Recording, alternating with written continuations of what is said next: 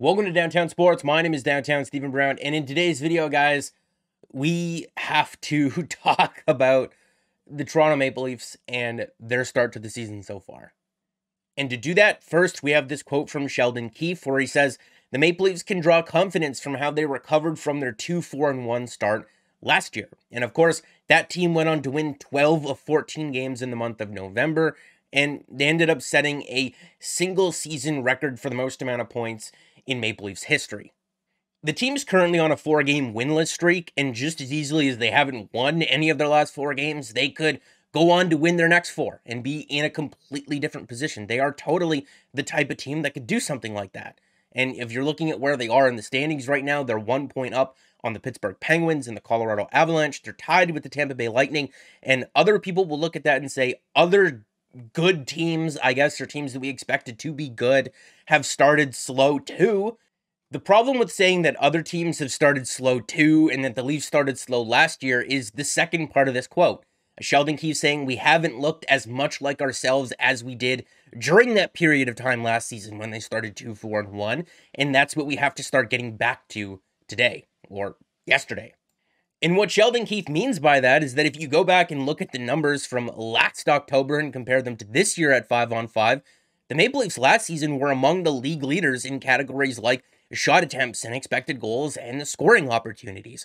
That was a team that was very good offensively with their underlying numbers that really wasn't getting a lot of bounces to go their way, and their goaltenders really weren't helping them out in the early going.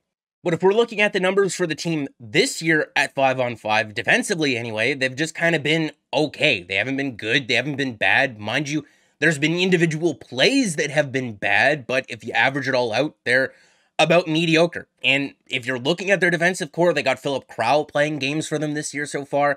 He's like 10th or 11th on their depth chart. They've suffered so many injuries there. I'm willing to cut them a little bit of slack.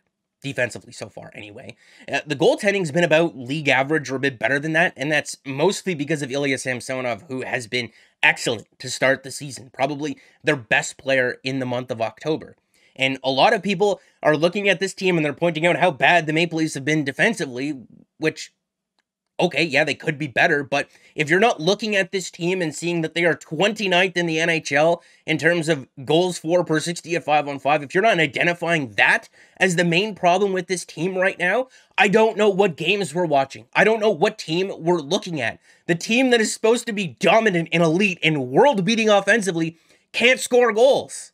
And mind you, yes, they are suffering from an absolute abysmal shooting percentage. If you want to be the optimist in this situation right now, maybe if they actually got a couple of bounces to go their way, maybe they'd have a couple of more goals to show for themselves. And, some of these games that they've lost have been decided by 1 goals, and maybe that equates to a couple of more wins. And maybe at that point, we're not panicking as much as we are right now. Maybe we don't feel as frustrated as we do right now, but still, that wouldn't change the fact that they've been just average to mediocre offensively so far to start this season, and they're supposed to be, if not the best, one of the best teams in the league.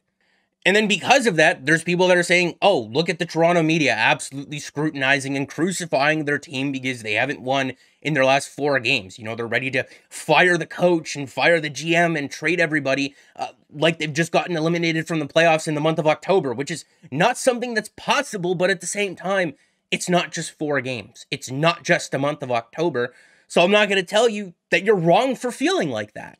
Sheldon Keefe was asked yesterday if he's worried about his job being on the line. And last week when he made his comment about the elite players, I said, it's too early to have that conversation. And I still think it's a bit too early to have that conversation, but we're getting there.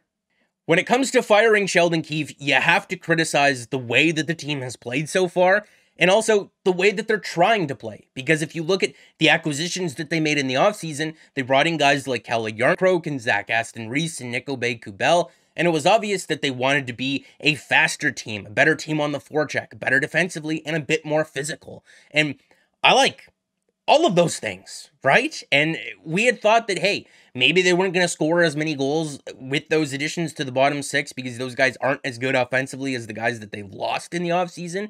But we were like, that's okay. We should get plenty of goals.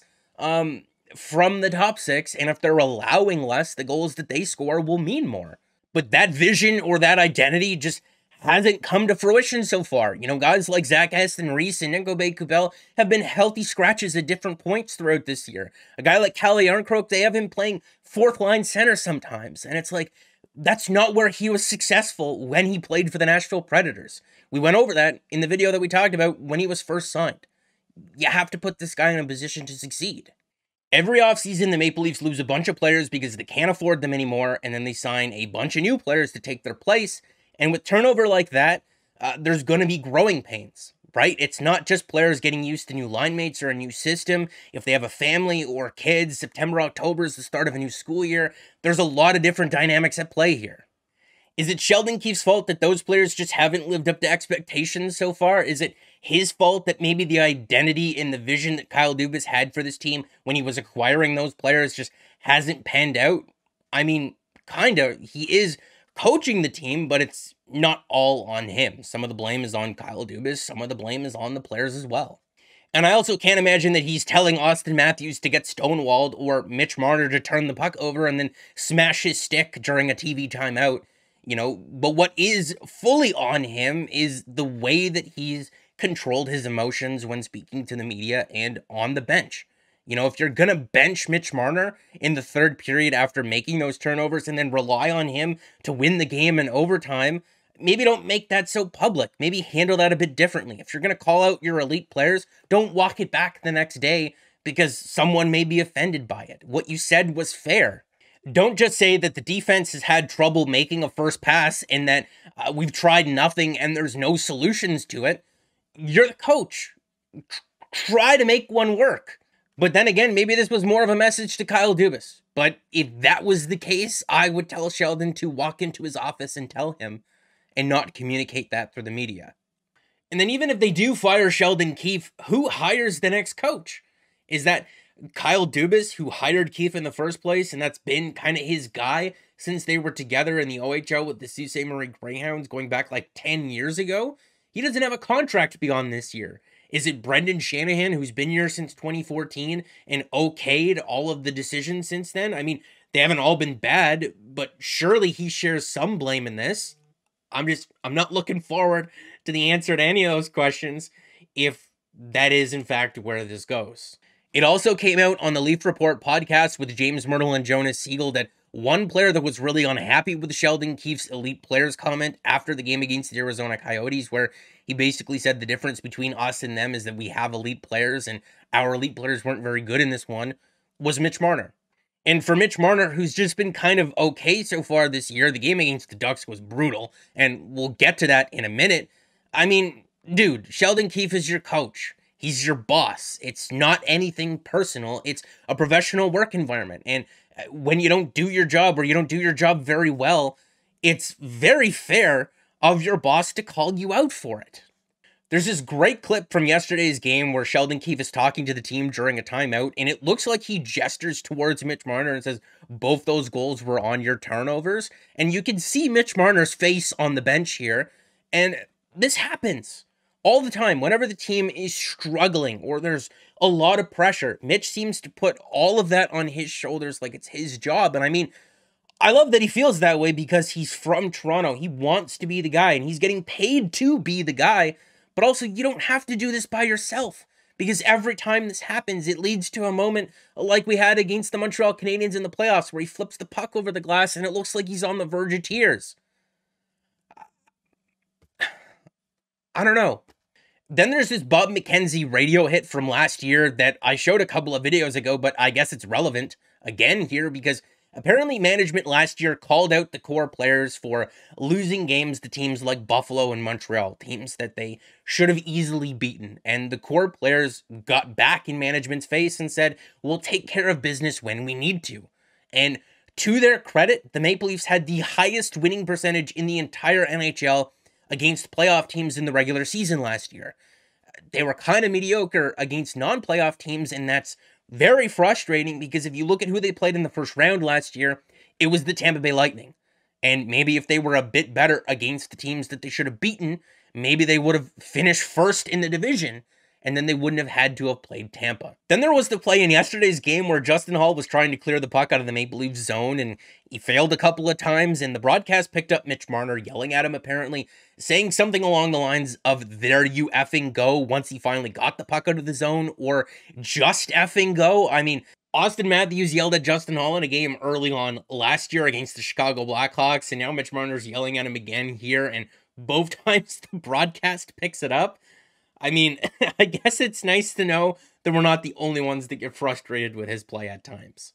While we're on the topic of Justin Hall, if we come over to hockeyviz.com and we're looking at the heat maps for the quantity and quality of scoring opportunities that the Maple Leafs see both for and against when he's on the ice versus when he's not, there's a 36% swing in their favor when he's not on the ice for them.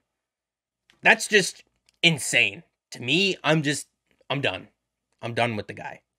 I have the least amount of fun being a fan of the team and making these videos when Mitch Marner gets frustrated like this, because it's so far from what we've grown to know him for and why we love him. And it's especially disappointing and frustrating because last season, Mitch Marner took his game to a whole nother level, and that's what made the Maple Leafs so dominant. It was him and Austin Matthews, and they were absolutely unstoppable. From about the midway part of January until the end of the season, he was tied for the league lead in points. And it's not just the points and the assists and stuff like that he was putting up. He was scoring goals at an absolutely torrent pace. He had 29 in that span and was fourth in the NHL. And I showed this in the previous video, but I'm going to show it again because Austin Matthews leads the NHL in terms of individual scoring opportunities at 5-on-5, but he's only got one goal to show for it, and the one goal, like, went off his ass or something like that. I mean, the puck is going to go in. It's already starting to go in on the power play for him. The 5-on-5 offense, it will come. But the Maple Leafs need their best players to be their best players, and that's not anything revolutionary. All teams need their best players to be their best players. But then you look at the fact that in Game 7 against the Tampa Bay Lightning last year, it was Nick Paul who scored both of the goals for the Lightning. And you can also make the argument that the Maple Leafs need some of their depth players to contribute in order for them to win.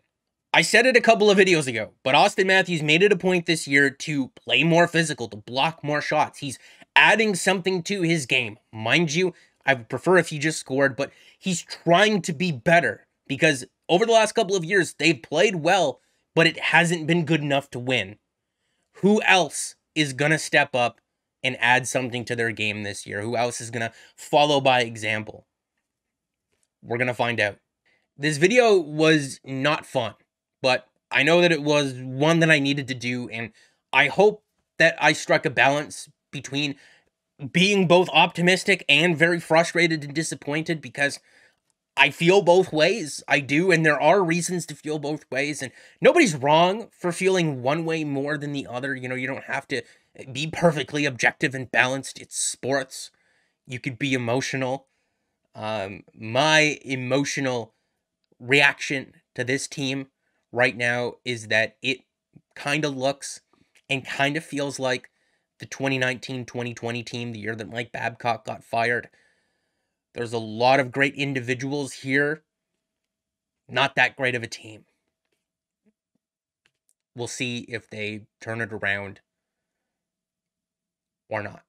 So that's going to be the end of this video, guys. Make sure to like it if you did like it and subscribe for more, because more is always on the way. And I guess I'll see you in the next one.